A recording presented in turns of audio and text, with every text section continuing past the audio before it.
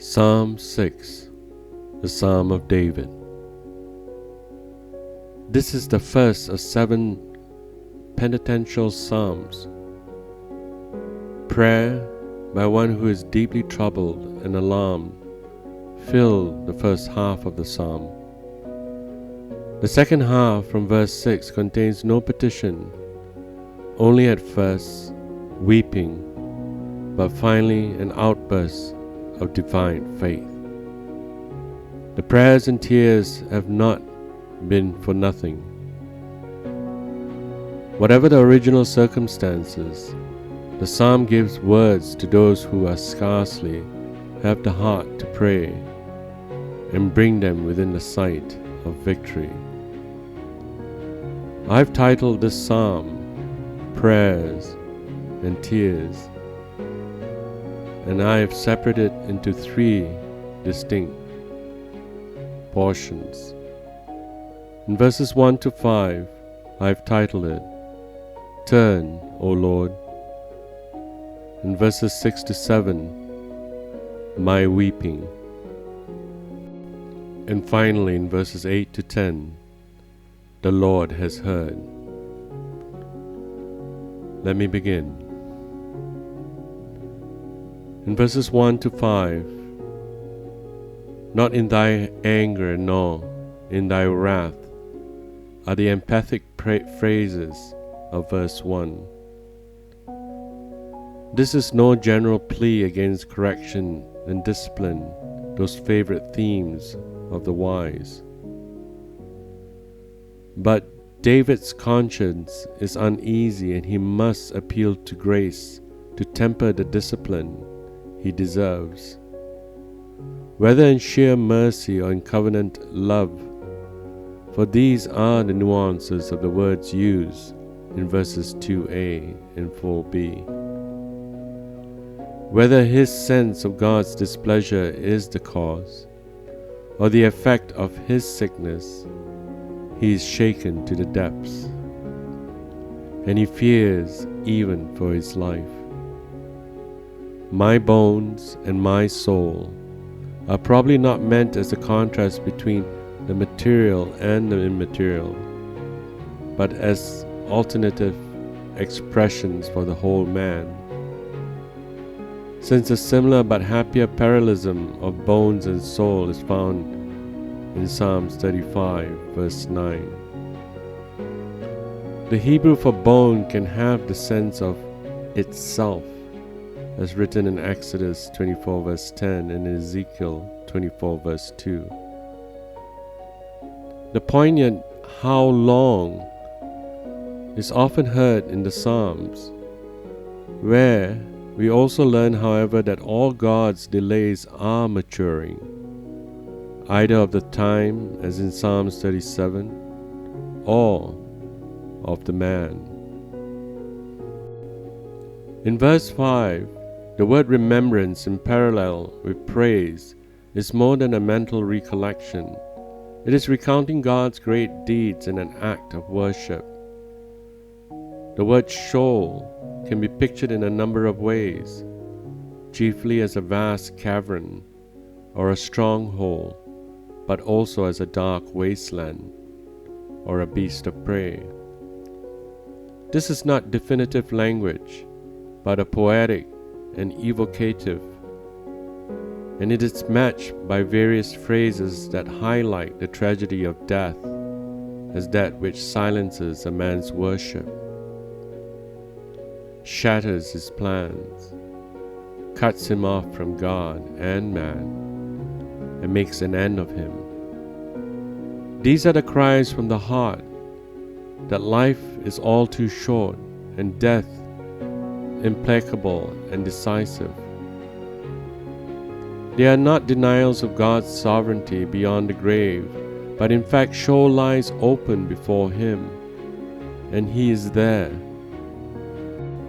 If he no longer remembers the dead, it is not that he forgets as men forget, but that he brings to an end his saving interventions. For the most part, the Old Testament emphasizes falls on death as the great leveler. although sometimes depth beyond depth can be made out, to which tyrants in particular are consigned. But are rare moments that the Psalms have glimpsed of rescue from Sheol, in terms that suggest resurrection, or a translation like that of Enoch or Elijah. And in at least two places in the Old Testament, the former of these hopes is spelled out unmistakably in Isaiah chapter 26 verse 19. Your dead shall live, their bodies shall rise. You who dwell in the dust, awake and sing for joy, for your dew is a dew of light, and the earth will give birth to the dead. Next, in verses 6 to 7, titled My Weeping. Depression and exhaustion, as complete as they are beyond self-help and good advice, even prayer has died away. The foes who would normally have roused David only crush his spirit now. If anything is to save him, it will owe nothing to his own efforts. Such is the extremity which God is about to transform. And finally, in verses 8 to 10, titled The Lord Has Heard. The context of our Lord's quotation of "Depart from me" in Matthew chapter 7 verse 23, which reads, "And then will I declare to them, I never knew you. Depart from me, you workers of lawlessness." Here it implies his judgment that David is speaking here as king. This is not merely a hard-pressed sufferer rounding on his tormentors, but a sovereign asserting his power to purge his realm of mischief makers, as his kingly vow demanded, as in Psalms 101. He speaks in faith. The victory is yet to come, it's in verse 10. But he already knows that he is answered. This sudden access of confidence, found in almost every psalm, is most telling evidence of an answering touch from God.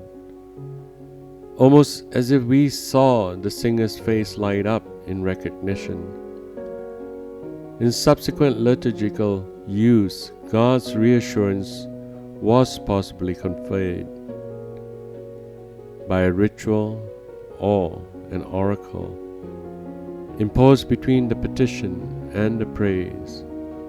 But this is a conjecture and has little if any bearing on the writing of these psalms, which show the same characteristics whether their titles emphasize their liturgical use or the cries from which they sprang.